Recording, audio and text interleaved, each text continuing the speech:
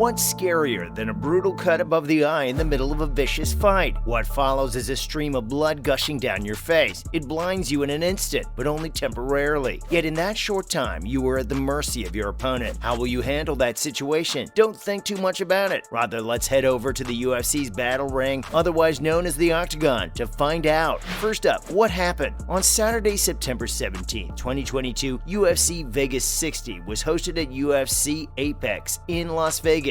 This showdown featured fierce bouts between several vicious fighters, among whom were middleweights Chidi Njokuani and Gregory Rodrigues. Njokuani is infamous for his great kicks, knee strikes, solid boxes, and damaging elbows. Rodrigues, on the other hand, is an excellent boxer with a firm composure, a quality that has earned him a great deal of respect and dread from his opponents. The fight started with the expected vigor, and both fighters displayed excellent dexterity in the ring. A quick jab here, a dodge there, a return blow, quick feet. The fans were thrilled. Both men seemed to be an excellent match for each other. Rodrigues was on a winning streak and Njokuani was determined to end it. However, the match took a sudden turn when Rodrigues suffered a knee from Njokuani. It was devastating. Blood gushed out from the wound and sprayed all over the octagon. According to Rodrigues, the rate at which the blood rushed out blinded him temporarily. He was in a tight spot where he couldn't figure out how Njokuani's next blow was going to come. More so, he didn't even have the luxury of marking out Njokuani's position. Anyone would have given up in such dire circumstances, but not Rodrigues. He decided instantly that the best thing to do was to throw blind punches anytime Njokuani was on the offensive, and it worked. With that crazy decision, Rodrigues was able to survive the first round. But the match wasn't over. He still had to battle a relentless Njokuani with a deep cut, which he's come to call a third eyebrow. The second round began in earnest, with Njokuani resuming his onslaught. He descended more ferociously than before, and Rodrigues was once again on the defensive, possibly trying to protect his cut from getting any worse. However, he noticed a vital change in Njokuani's attacks. This discovery was the strength Rodrigues needed to survive a terrible defeat. As Njokuani rained blows on him, he noticed that his opponent's breathing sounded irregular, as though the man was about to pass out. This was it, exactly what he needed for a takedown. In a post-match interview, Rodrigues recounts the event by sharing his thoughts at the exact moment of the breakthrough. He said to himself, "Oh man, I'm the RoboCop, and I'm here to kill you." Well, he didn't end up killing Njokuani, but he succeeded in taking down the African American. It was the comeback of the year. There was excitement in the air. Everyone had concluded Rodrigues' cut was a deciding factor against him, but the RoboCop stood firm and claimed victory, along with a $50,000 bonus to ease his pain. In a video provided by MMA Junkie, Rodrigues attributed the win to his corner. He revealed that while blood rushed down his face, he could hear his corner screaming out instructions to him. Even after the first round, his corner didn't acknowledge the cut as a disadvantage. Rather, he instructed the 30-year-old Brazilian to focus on being on the offensive against Njokuani.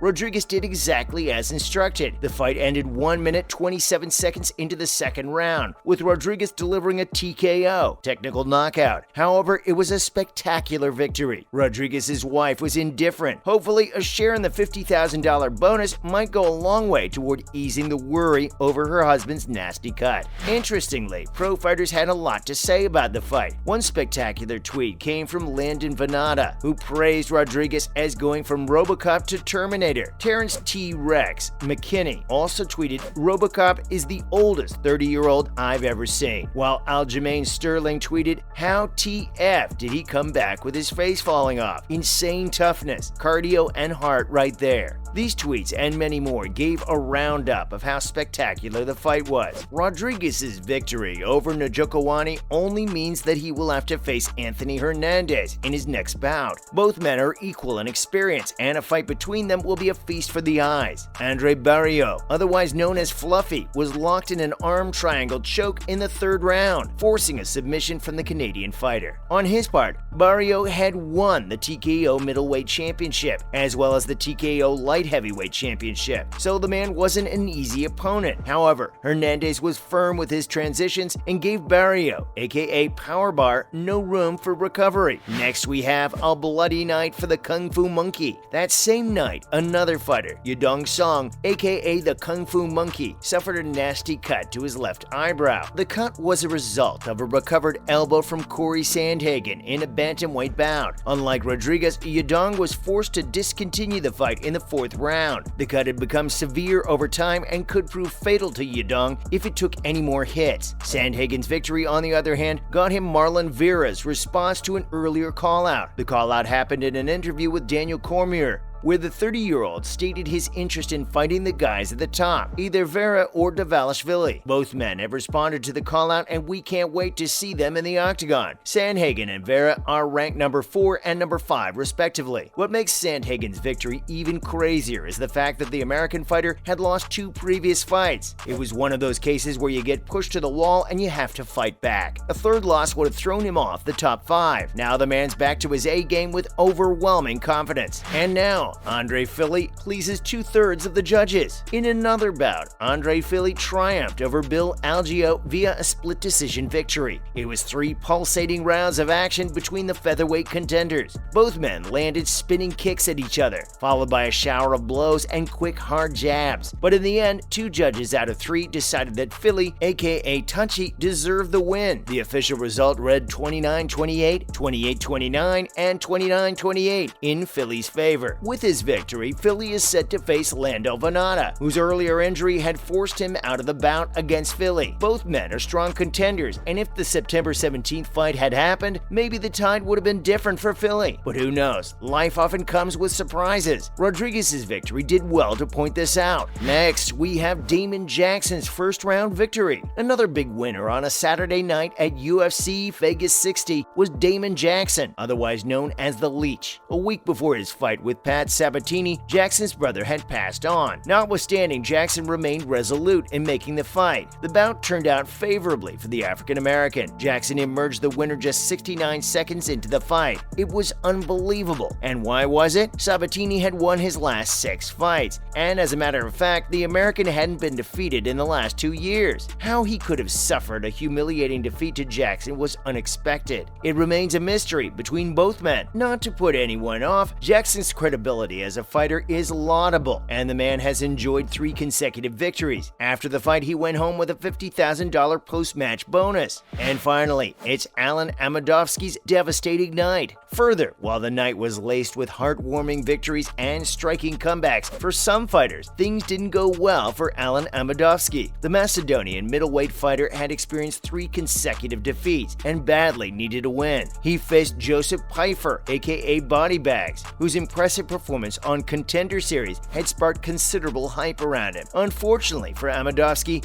Pfeiffer stayed true to his nickname. The American rained vicious blows, which sealed the Macedonian's fate in the first round. This last defeat projected a bleak future for Amedovski. He's probably going to lose his promotion as well. On the other hand, Pfeiffer has earned a good reputation from his debut win. Interestingly, the man turned 27 that same day. In essence, UFC Vegas 60 was a Saturday night bloodbath. Thankfully, it only ended with a few cuts and bruises. In addition, some fans have stated their displeasure with the doctor's decision to continue the bout that involved Rodrigues and Sandhagen, respectively. A commentator put it this way: "So while Iowa was in a weather delay, I watched a UFC fight where a guy had a cut between his eyes where you could see his skull, and a doctor looked at it and let him fight more. What is this world?" However, the doctor's decision to continue the fight gave Rodrigues that winning comeback he needed. What do you think about the fights? Do you have any reservations you would like us to know about? Kindly state them in the comments below. Thanks for watching, guys, and see you next time.